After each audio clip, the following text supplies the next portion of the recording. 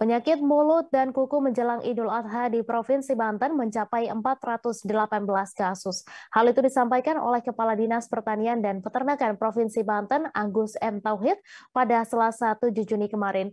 Namun demikian, M. Tauhid menuturkan kasus PMK tak perlu dibesarkan karena merupakan penyakit yang mudah disembuhkan.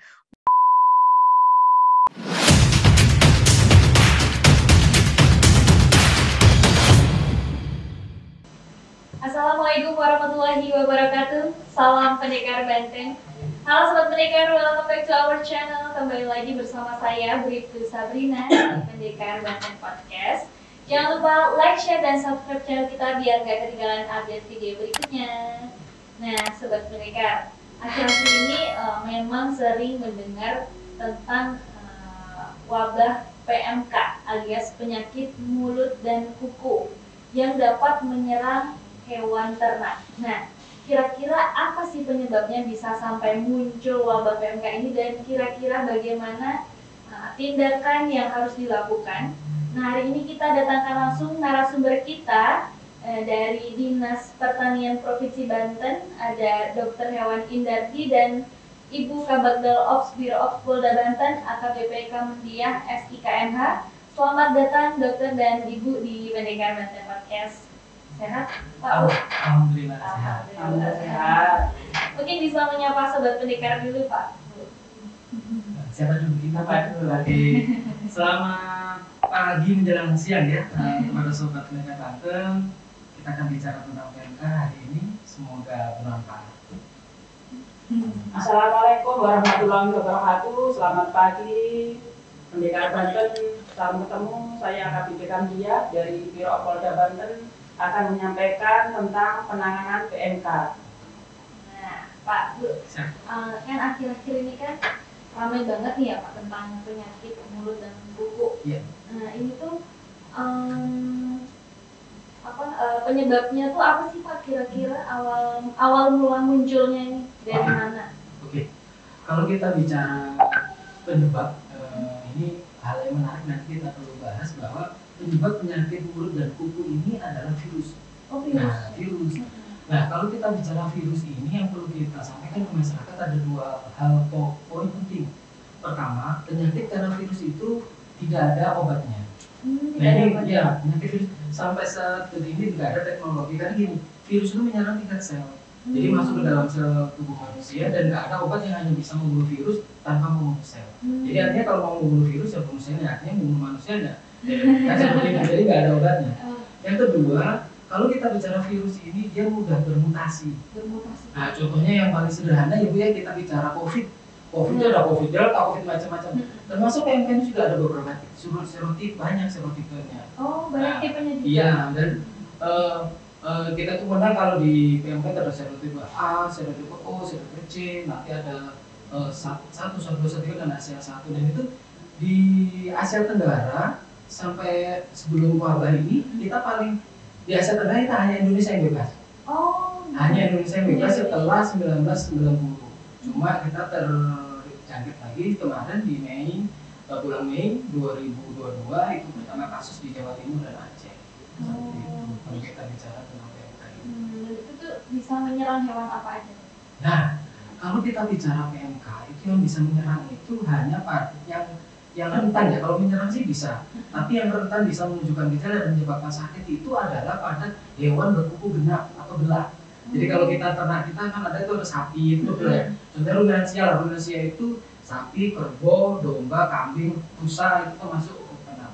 Tapi selain itu juga bisa menyerang hewan-hewan liar, contohnya bison, jerapah, gajah itu juga bisa terkena. Termasuk kita punya badak juga bisa terkena seperti itu. Tapi yang rentan itu adalah yang hewan saya sebutkan tadi. Kalau di masyarakat kita saat ini ya paling banyak adalah sapi dan kerbau. Itu yang paling rentan dan menunjukkan gejala sakit. Itu yang yang bisa menyebabkan. Nah, terus proses penyebarannya itu gimana Pak? Jadi gini, kalau kita bicara PMK ini penyebarannya itu paling melalui transportasi atau perpindahan. Perpindahan dari apa? Yaitu dari sapinya sendiri atau hewannya sendiri atau produk hewannya. Kalau dari kalau kita belajar dari kasus yang saat ini mulai Mei 2002 itu hanya di 2 provinsi, yaitu Provinsi Jawa Timur dan Aceh. Itu hanya di 4 kota, 5 kota dengan di Aceh. Itu dalam waktu 2 bulan sudah hampir seluruh Indonesia kena. Oh, jadi cepat. Cepat sekali. Dan itu karena saking sifatnya itu virusnya ini susah matinya, dia di udara bisa sampai kilometeran.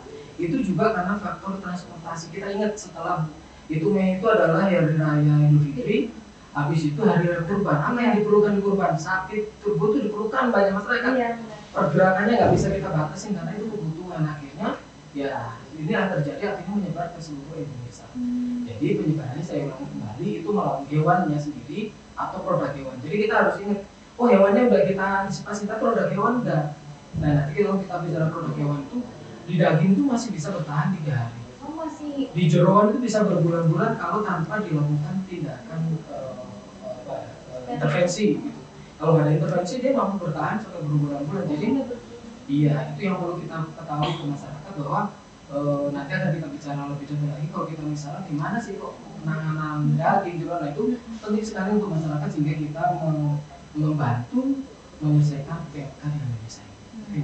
Nah, terus itu bisa migrasi ke manusia juga nggak? Nah ini pertanyaan untuk kalau ke manusia itu bisa nggak sih? Jadi gini, kalau dari hewan itu seperti saya sebutkan tadi, dari hewannya sendiri itu bisa melalui nafasnya. Sama kayak kalau manusia kalau flu karena ini masuk Indonesia, itu kita bersin atau nafas itu setiap nafasnya itu terkandung partikel virus. Itu satu. Yang kedua dari lelerannya atau ngacenya. Sapi yang kena pamik atau kerbau kena PMK atau hewan kena PMK dia ngeler, ngacai. Nah ngacainya ini tanpa sengaja kita injek, kita bawa kemana-mana. Kalau dari nafasnya bisa masuk ke hidung ini, kita hirup, bertahan di hidung ini 48 jam. Jadi gitu Ibu, jadi begitu kita tangani PMK, kalau nggak kita nggak pakai masker, habis dari sini terus kita pulang ke rumah kita punya kambing ya, atau domba lagi atau kerbau lagi, nanti eksaknya dari nafas kita. Jadi perpindahannya kalau pertanyaan dari perpindahan itu bisa dari satu dari udara, yang kedua kita tanpa sengaja nginjek alas kaki kita ini sangat membawa kemana-mana, makanya biosecurity nanti kalau kita cara pencegahannya ada biosecurity. Jadi kita kalau di daerah situ kena apa keluar dari itu harus disinfeksi, terutama kaki, badan, terus kita harus pakai masker di kalau mana-mana karena virus ini bisa masuk ke pernafasan. Jadi dia lewat udara. Konon dari literatur itu sampai puluhan kilo kalau terbawa angin. Jadi nggak aneh penyakit ini dalam waktu 1 hari, misalkan satu desa si bapak A cerita dari masyarakat kita datangi itu kena, besok selama waktu seminggu itu puluhan kilometer dari jarak situ terkena. Padahal sudah kita tutup gitu ya. Mungkin tadi faktor udara juga bisa, kita nggak bisa teliti ya karena kita nggak menjadi dari manusia aja. Kadang-kadang kan kita itu apa tuh ya suka latah, ada yang sakit ingin lihat gitu. Ternyata dia pulang bawa penyakit itu ke ternaknya. Itu yang tanpa sadar masyarakat saat itu. Karena memang edukasi untuk itu belum ya. Semoga belajar dari PMK ini nanti untuk penyakit-penyakit sama itu kita belajar banyak. Mungkin berarti kalau misalnya ini harus pakai APD juga nggak dok? Jadi kalau kami untuk program pemeriksaan pengobatan itu pakai APD sederhana. APD sederhana itu apa yang banyak kontak dengan hewannya, yaitu sarung tangan, masker, sama cover sus. Cover sus itu kita butuh banyak. Jadi setiap dari 1 kandang kita lepas, kita buang, kita bakar. Sarung tangan juga sama, masker juga. Karena itu tadi yang kemungkinan ya namanya dia ngace itu kan ke lantai kita nangani kan nggak sengaja kita injek gitu, kita pergi aja gitu, terus itu ke kandang berikutnya padahal nggak sakit. Padahal kita injek kemana-mana rumputnya, sapinya mau orangnya, oh rumputnya sayang dinaikin lagi ya, makan ya seperti itulah prosesnya seperti itu. Nah kalau hewan yang kejadian itu kan tadi ciri-cirinya salah satunya ada yang ngacai. Ya, terus kelihatan dari bentuk fisiknya gitu nggak dok? Jadi ciri khas atau yang bisa dibagi apa ya tanda atau ciri-ciri dari penyakit ini kalau masyarakat sederhana. Pertama itu yang jarang penyakit ini adalah ngacai. Ngacai ini biasanya karena demam tinggi, tapi demam tinggi itu biasanya ngacainya nggak terlalu parah. Kalau ini sampai berhari-hari. Jadi itu ngiler dan berbusa. Oh berbusa. Jadi sampai wah pokoknya itu gara-gara itu pun bisa dehidrasi saking banyaknya. Itu kalau saya lihat di masyarakat waktu kasus outbreak kemarin itu sampai puluhan liter kali. Jadi itu setiap saat ngacai terus karena di dalamnya banyak lemak kalau kita buka. Itu satu yang bisa dilihat. Yang kedua jadi pincang. Pincang juga ya? Iya, karena kenapa disebut mulut dan bukan karena senyanya di mulut dia nyerang di kuku. Cirinya dia pincang, dia jalan mungkin nggak jalannya jadi kaku karena di situ begitu ada luka tubuh itu kan ada sistem tubuh ya. Kalau sakit di ujung kaki aja kita di lipat paha itu sakit ya, kelenjar tahan bekaknya itu juga sama tempat-tempatnya. Jadi ciri khasnya itu gampang penyakit ini karena kami teman-teman saya di lapangan tuh kalau lihat wah itu PMK. Jadi ternyata aja nggak bisa besok dari jauh udah kelihatan. Karena itu khas gitu. Jadi nggak ada penyakit yang mengeluarkan Aceh sedemikian parah kemudian sama lincah dan penyebarannya luar biasa. Biasanya kalau sakit yang lain itu pincang satu doang, ini satu kandang. Satu kandang langsung Pasti kena. Gitu. Dalam waktu hitungan 1 sampai 14 hari itu satu kandang pasti kena. Jadi khas penyakit ini tanpa uji pun sebenarnya dengan masyarakat yang sudah ini. Kenapa kok saat ini kok masyarakat nggak? Karena kita udah terlalu lama bebas sehingga lupa penyakit ini. Kita dinyatakan bebas itu tahun 1990 oleh OIE, oleh Badan Internasional. Bebas sendiri ngajuin 86. Itu udah lama lah ya. Udah 20 tahun lebih. Udah generasi saya itu lahir sekitar tahun segitu kan gitu. Jadi saya dari kecil nggak pernah lihat penyakit ini. Makanya ini kalau dari sudut pandang kami sebagai dokter ini pengalaman buruk, tapi bagi masyarakat enggak ya? Iya. Pengalaman saya ternyata hal buruk bagi orang lain. Kita bicara sederhananya seperti itu. Jadi emang masyarakat lupa dengan penyakit ini, makanya kita ingatkan kembali mulai dari acara sobat-sobat berkaitan ya. Ya terus ini sederhana penyakit ini nggak perlu ahli yang ini bisa hanya dengan Aceh. Nah untuk memastikannya barulah itu bukan dokter hewan dan sebagainya untuk memastikan penyakit tersebut benar nggak PMK. Seperti itu sih. Nah kalau terus cara pencegahannya gimana nih dok biar terhindar? Oke. Kalau kita bicara penyakit pada dasarnya semua sama pencegahannya. Jadi kalau kita bicara penyakit virus ada 3 hal yang paling penting. Pertama itu adalah menghindari si hewan kontak dengan virus.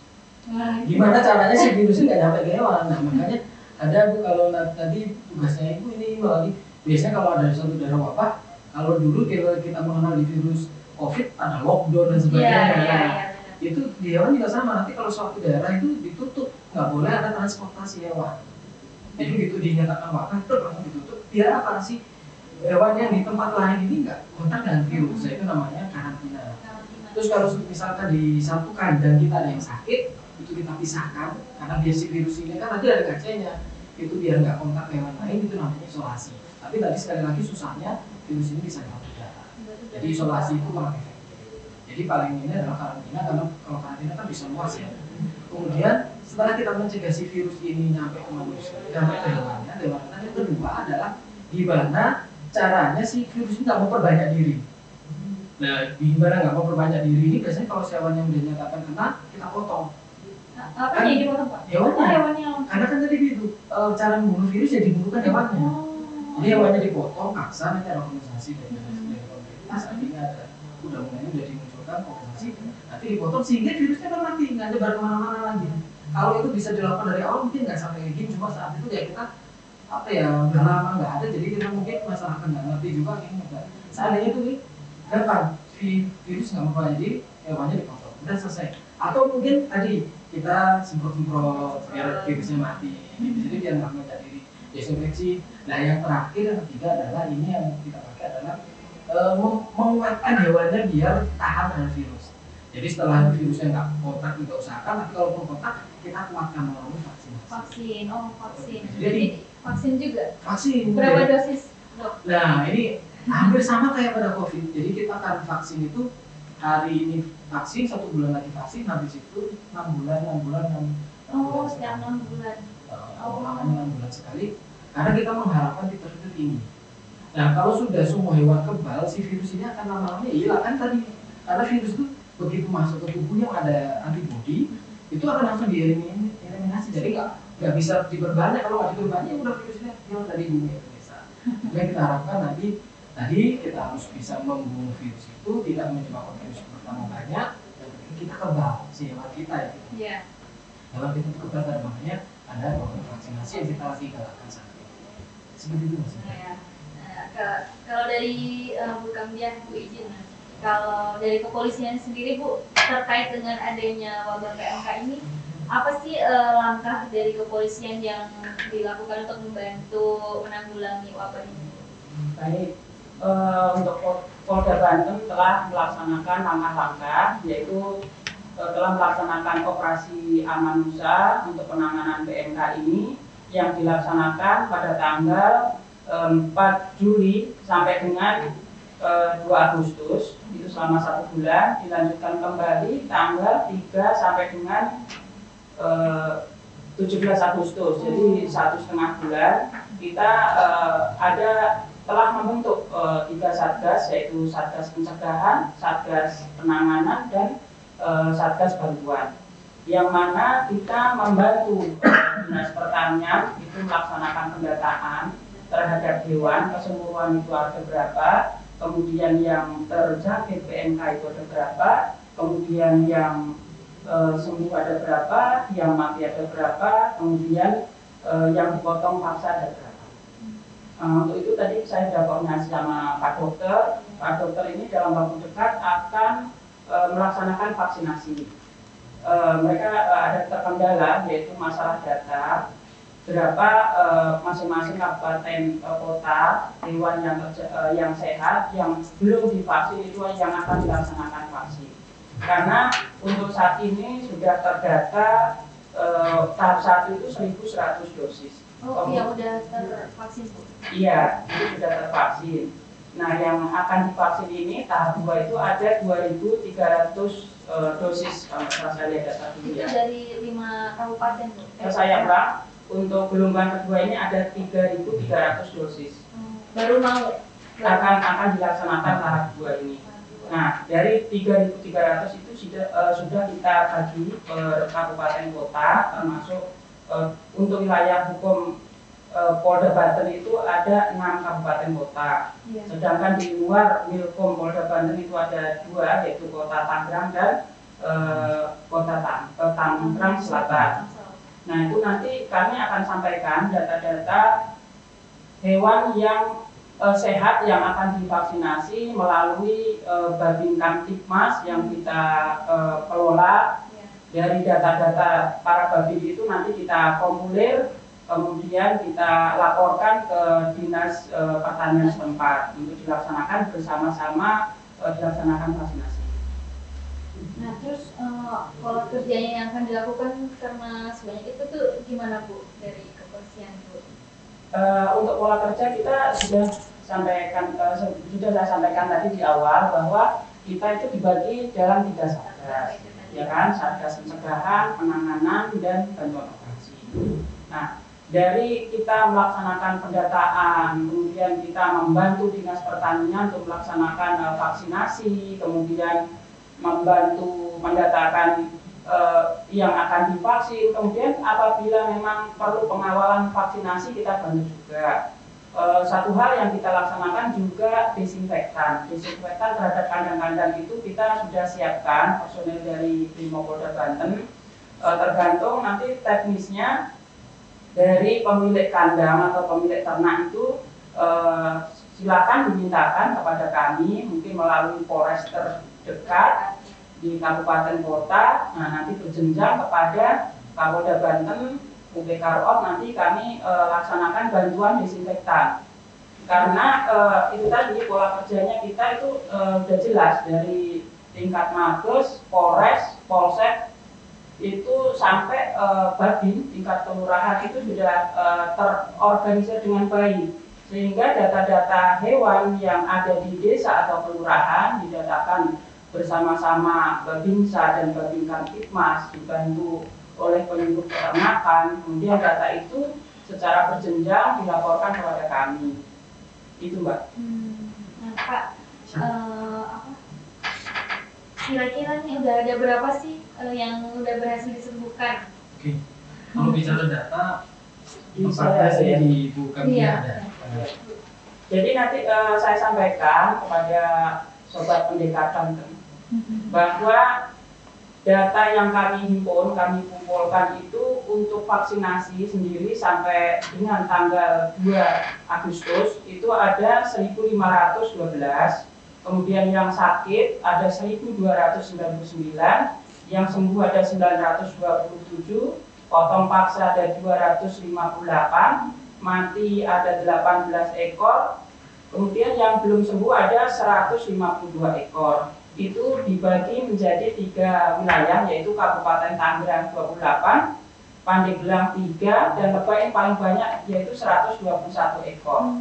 Berarti nanti ikut vaksin berikutnya juga ya? Iya, tapi yang untuk divaksin ini hewan yang sehat ya, bukan hewan yang sakit. Oh, iya. Kalau hewan yang sakit berarti disembuhkan dulu. Disembuhkan dulu. Iya, diobati dulu. Iya. Nah, itu ada obatnya, Dok? Nah, tadi kita bicara penyakit virus kan kita udah perjelas di awal bahwa ini nggak ada obatnya. Jadi kita pengobatannya itu sifatnya super terapi. Sama kayak pada manusia kita flu. Karena kaget kali ya ada obat flu itu bukan flu-nya tapi gejalanya, mainnya baik penghilang rasa sakit, meringankan ya, juga. betul. Jadi pengobatan pada PMK ini juga sama. Kita itu pengobatannya yang super terapi. Jadi kita berikan ATP untuk misalkan untuk biar dia nggak sakit untuk otot-ototnya, kita anti nyeri. Terus kalau misalkan terlihat ada luka ya kita obatin lukanya, menggunakan antibiotik dan sebagainya. Jadi kalau obatnya sendiri nggak ada. Jadi kita mengandalkan tadi di awal kita program adalah dibantu nanti dari Foundation adalah kita vaksinasi. Karena vaksinasi ini sudah dibuktikan oleh Indonesia, kita pernah 3 kali bebas membebaskan, dan terakhir itu adalah 1983 sampai 86 itu bisa bebas, dan kita semoga sih dengan dibantu komisi nggak masih periode ini kita bisa bebas. Amin. Amin, semoga saja. Ini Mbak, mau saya ada tambahan sedikit. Iya. Jadi ada informasi dari Dokes Polda bahwa di Polda Banten ini sudah tersedia, sudah siap maksudnya 59 nakes yang akan membantu Dinas Pertanian untuk melaksanakan vaksinasi. Nah, tadi kan informasinya tahap kedua ini ada vaksinasi yang cukup banyak, dan ada kendala dari pihak pertanian, Dinas Pertanian tentang pelaksanaan vaksinasi. Untuk itu di samping kita menyiapkan datanya nanti yang akan divaksin per kabupaten kota sampai dengan nanti tingkat desa ataupun kelurahan, kita juga siap membantu nakesnya yang sudah dilatih, yang sudah siap membantu pelaksanaan vaksinasi Dinas Pertanian. Sehingga mudah-mudahan tadi virus PMK itu cepat hilang. Pas dari Indonesia. Nah, terus Pak, kira-kira tuh aman nggak sih kalau daging yang udah terjangkit PMK untuk dikonsumsi? Nah, ini pertanyaan penting dan banyak pertanyaan dari masyarakat. Ya, butuhnya nanti waktu mau vaksinasi atau berapa itu kita butuh stakeholder lain. Dan kalau kita bicara aman, dan ini kalau hanya bicara hewan, kan hewan. Manusia gimana ini? Makanya tadi bagus ada pendampingan dari dokter sehingga kita nanti di masyarakat sosialisasinya itu lebih komprehensif. Jadi gini, sebenarnya penyakit ini tidak bisa menular ke manusia. Satu. Terus yang kedua, memang produk ini bisa menyebarkan penyakit. Itu yang jadi catatan. Jadi bisa menyebarkan penyakit. Seperti saya bilang tadi, di daging itu kalau kita potong dari hewan, ya kita dalam tanda kutip dipotong dari hewan yang sakit itu 3 hari masih bertahan. Jadi kalau kalau saran saya, kalau dulu namanya beli daging itu nyampe rumah dicuci, kemudian disimpan di rumah di es. Nah sekarang kalau dilakukan suci itu ada resiko. Begitu virusnya ada di situ, si tempat cuci ini dibuangnya ke ternak kita, ya ternak kita bisa kena. Nah, jadi yang perlu tanda kutipnya adalah dari tindakan gimana cara kita kalau mengkonsumsi produk hewan itu gimana caranya biar tidak mencemari lingkungan. Nah, jadi kalau saran terbaiknya sebenarnya sih ya kita belilah dari outlet yang jelas. Jadi kemudian dipotong di tempat pemotongan hewan. Jadi kalau di tempat pemotongan hewan itu dipastikan bukan PMK. Kalau ada PMK biasanya ditandai. Ya, betul. Dan kalau dipotong di rumah potong hewan dan itu kalau PMK dan dilakukan tindakan seperti apa? Itu pertama pelayuan. Karena virus ini mati dengan pH yang tinggi, dilayukan itu nanti jadi begitu habis dipotong, kalau orang Indonesia suka yang seger ya, jangan dilayukan dulu selama semalam, nanti virusnya itu akan hilang tadi. Kemudian jeroan terus tulang itu direbus.